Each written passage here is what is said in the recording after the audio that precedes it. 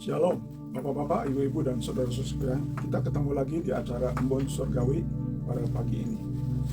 Sebelumnya, mari kita minta pimpinan Tuhan untuk pembacaan Alkitab dan juga untuk firman Tuhan yang akan hamba-Mu sampaikan. Mari kita berdoa. Terpujilah nama-Mu ya Tuhan, kami mohon pimpinan Roh Kudus dalam penyampaian firman Tuhan tentang cobaan. Biarlah ini akan menguatkan baik hamba-Mu dan juga semua bapak-bapak, ibu-ibu, dan saudara-saudara sekalian yang diberikan kesempatan anugerah untuk mendengar, mempelajari, menghafal, dan juga mempraktekkan firman dalam kehidupan sehari-hari. Terpuji nama-Mu, dalam nama Yesus hamba-Mu berdoa. Amin.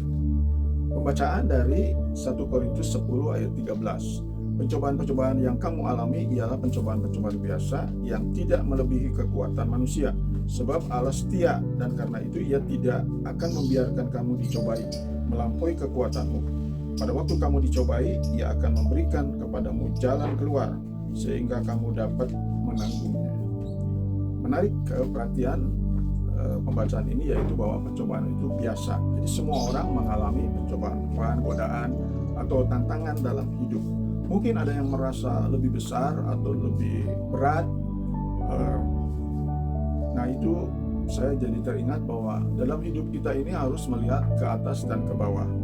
Pada waktu ke atas kita ingin melewati segala pencobaan itu, tetapi pada waktu kita ke bawah kita syukuri bahwa ada yang lebih berat, lebih besar yang dialami. Tetapi kita kembali pada firman Tuhan bahwa pencobaan itu biasa, jadi semua mengalaminya. Berbeda dengan ujian. Kalau ujian itu dari Tuhan untuk memurnikan iman kita atau untuk ada tujuan yang lebih besar dari rencana Tuhan bagi kita sekalian.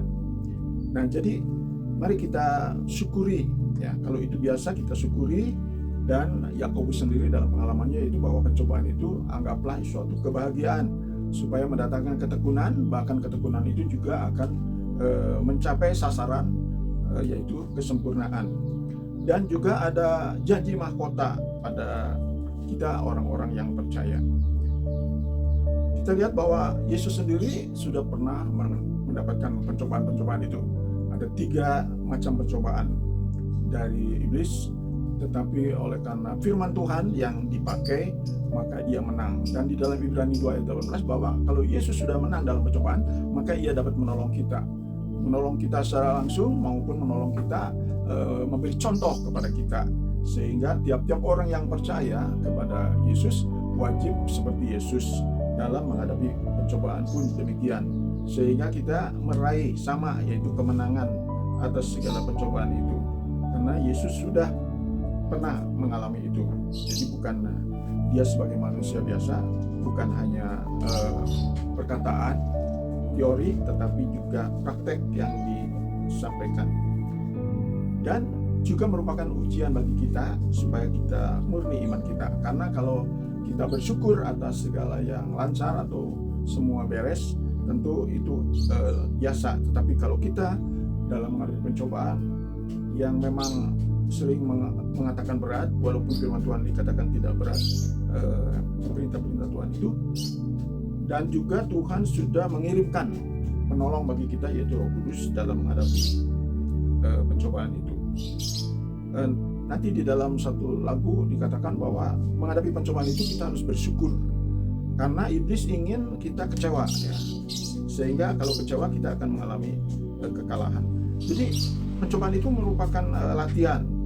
Bahkan anak-anak Tuhan dapat ganjaran itu sebagai latihan, diproses untuk menuju kesempurnaan. Dan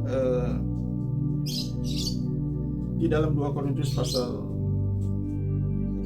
2 Korintus pasal 5 ayat 17 dikatakan di situ, 2 Korintus 4 ayat 17 dikatakan, ayat itu sangat menguatkan saya karena saya juga mendapat percobaan melalui sakit, tetapi dalam ayat itu dikatakan bandingkanlah dengan kemuliaan Allah, maka itu tidak seberapa. Saya juga dihibur dengan pencobaan-pencobaan yang dialami oleh Ayub ataupun oleh Paulus dan lain-lain. Kita belum seberapa, tetapi yang penting adalah bandingkan dengan kemuliaan yang Tuhan janjikan, maka pencobaan itu tidak seberat ataupun tidak parah yang kita pikirkan. Dan juga janji Tuhan untuk memberikan tip bagi kemenangan-kemenangan di atas pencobaan. Itulah yang menjadi kesaksian ataupun pengalaman.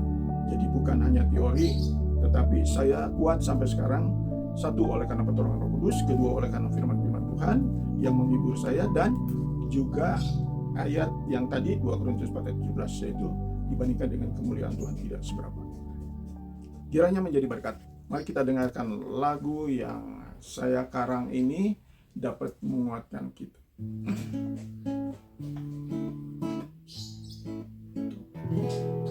Bila ku mendapat cobaan,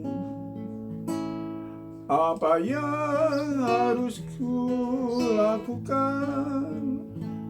Mengeluh berarti imanku kalah, bersyukur itulah kemenangan. Bila ku mendapat cobaan, apa yang harus ku lakukan? Mengeluh berarti imanku kalah, bersyukur